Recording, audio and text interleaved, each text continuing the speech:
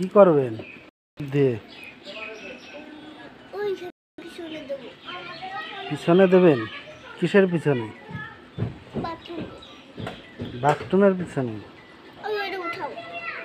বাথরুমের পিছনে দেবেন কেন? কি হয়েছে? আচ্ছা আচ্ছা, তো এইটুক মানুষ আপনি কাজ করছেন, দেখলে তো ওনার বাবাকে বলবে আপনি একটা ছোট বাচ্চা দিয়ে কাজ করাচ্ছেন। আপনি করবেন? ঠিক আছে, করেন তাহলে, আর কি করা যাবে। নাও ডলো।